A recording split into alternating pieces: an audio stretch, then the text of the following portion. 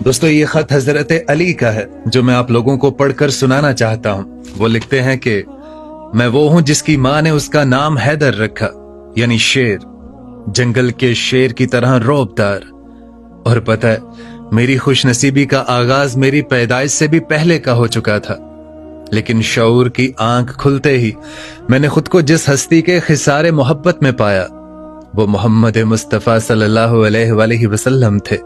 ये कुदरत का एक अजीब और खूबसूरत फैसला था कि नबी करीम सल्लल्लाहु अलैहि वसल्लम की परवरिश मेरे वालिद अब्बू तालिब ने की, और जब मैं दुनिया में आया तो कुरैश में कहत साली के बायस नबी करीम सल्लल्लाहु अलैहि वसल्लम ने मेरे वालिद का बोझ बांटने के लिए मेरी परवरिश का जिम्मा अपने सर लिया। गोया मेरी गोद नबूवत की गोद थी, मेरा झूला रिसालत का झूला था, और मेरे कानों ने जो सबसे पहले आवाजें सुनी वो वही इलाही के अमीन की आवाजें थी। मेरी वालिदा फातिमा बिनते असद हजूर अकरम सल्लल्लाहु अलैहि वसल्लम से अपने सगे बच्चों जैसी, बल्कि उनसे भी बढ़कर मोहब्बत किया करती थी। यही वजह थी कि जब मेरी वालिदा का इंतकाल हुआ तो मैंने नबी रहमत की आंखों में आंसू देखे। आप सल्लल्लाहु अलैहि वसल्लम ने अपनी कमीज मुबारक मेरी वालिदा के कफन के लिए अता की और खुद उनकी कब्र में उतर कर लेटे और फरमाया, अबू तालिब के बाद मेरे साथ सबसे ज्यादा हुस्ने सलूक करने वाली यही खातून थी।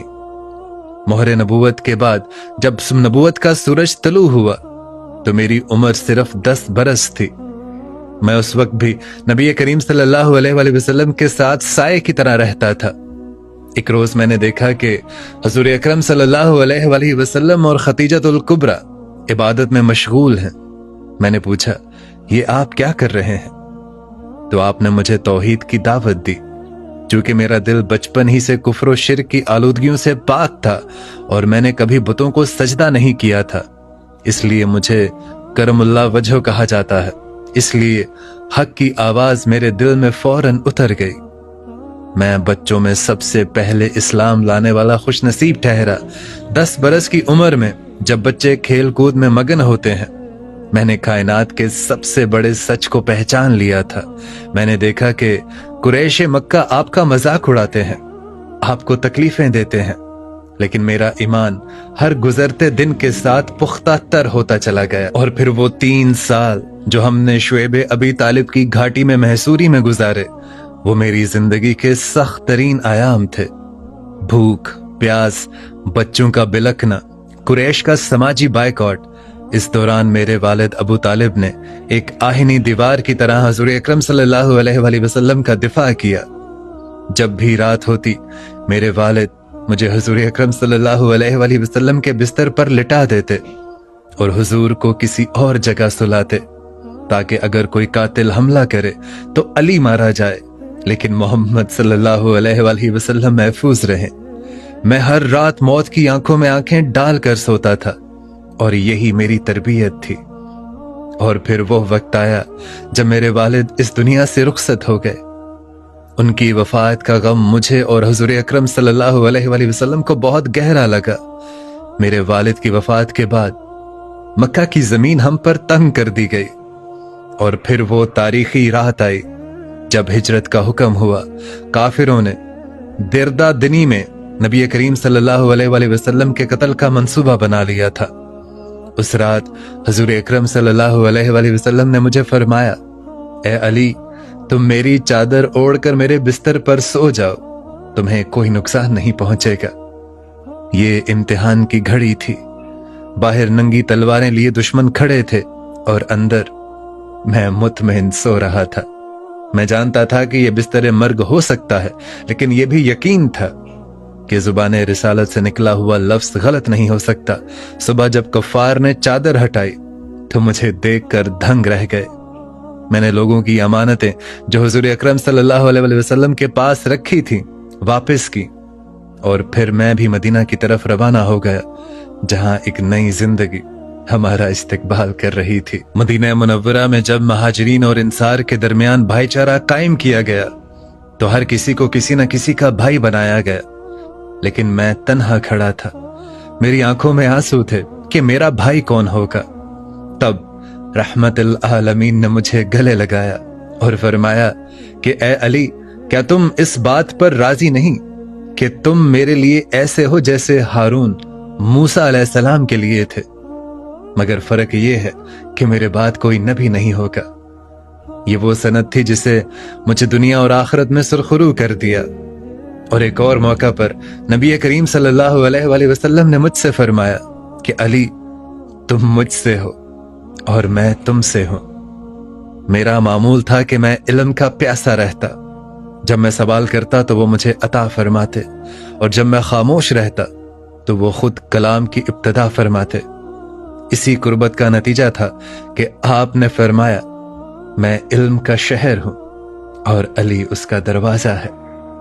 بدر ہو یا احد، خندق ہو یا خنین، میں نے ہمیشہ اپنی تلوار، اپنی ذوالفقار اسلام کے دفاع میں اٹھائی۔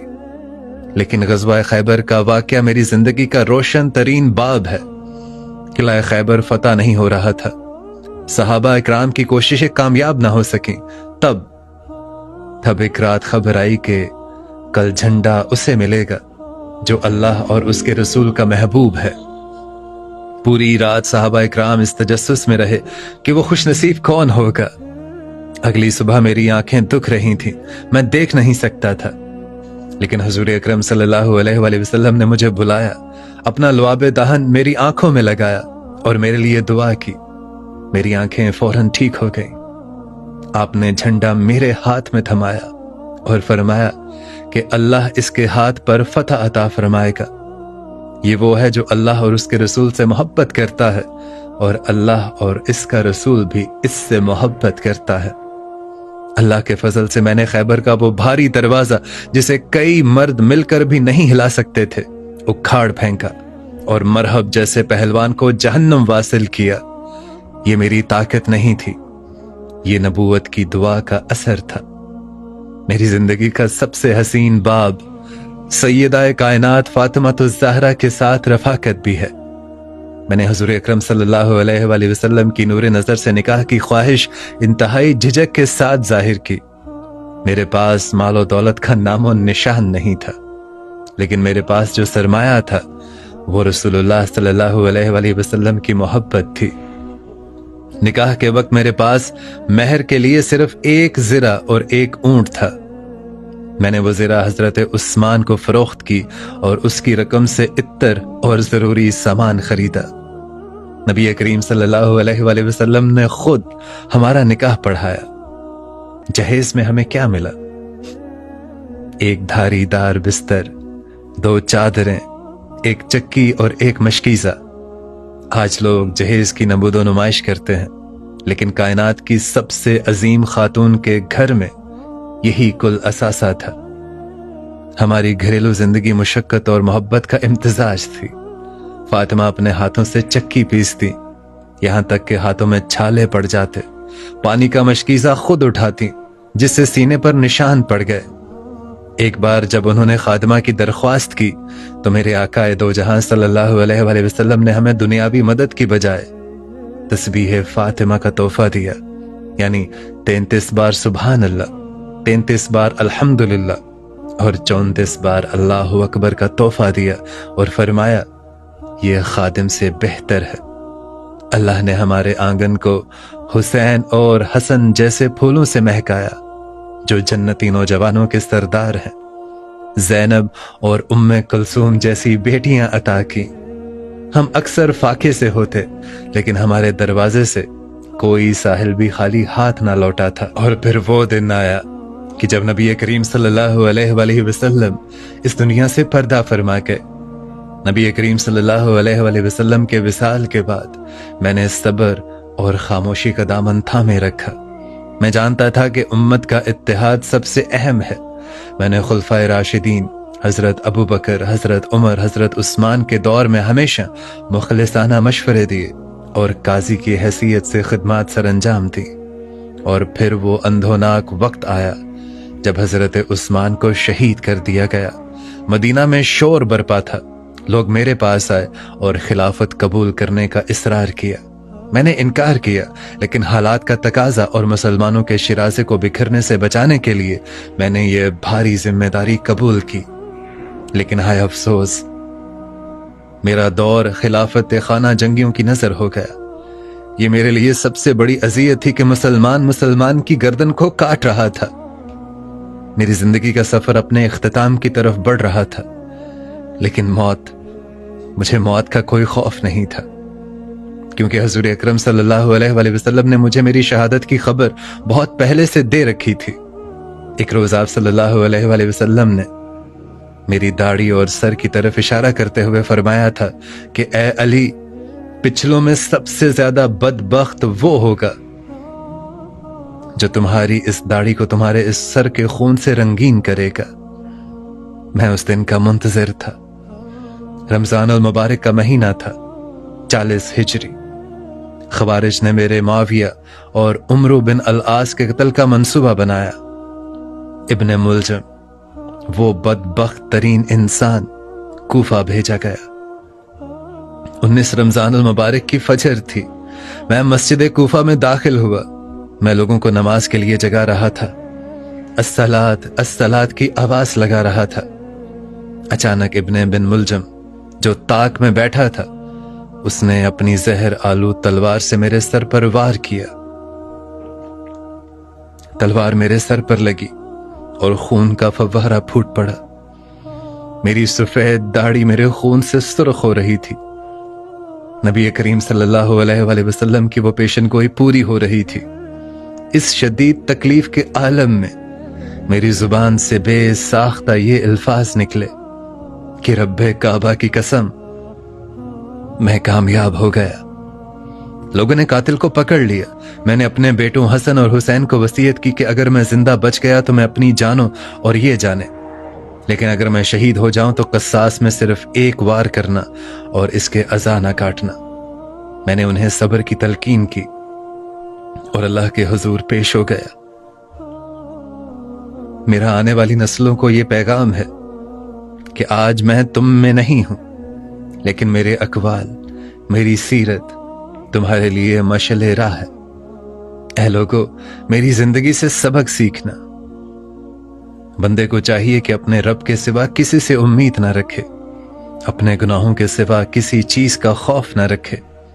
और मैं कहता हूं कि इल्म माल से बेहतर है। इल्म तुम्हारी हिफाजत करता है, जबकि माल की तुम्हें हिफाजत करनी पड़ती है। माल खर्च करने से कम होता है, लेकिन इल्म खर्च करने से बढ़ता है। अगर तुम में से किसी को कोई ऐसा मसला पूछा जाए जिसका इल्म ना हो तो साफ कह दो, अल्लाह बेहतर जानता है। ये जहालत नहीं है, ये ऐन इल्म है। मेरी जिंदगी मोहब्बत, जिहाद, इल्म और सब्र की कहानी है। अगर तुम मुझसे मोहब्बत का दावा करते हो तो मेरे किरदार को अपनाओ। याद रखो, जो मोमिन होगा वो मुझसे मोहब्बत करेगा, और जो मुनाफिक होगा वो मुझसे बुग़्ज़ रखेगा। अल्लाह ताला तुम्हें साबित कदम रखे और ईमान पर कायम रखे।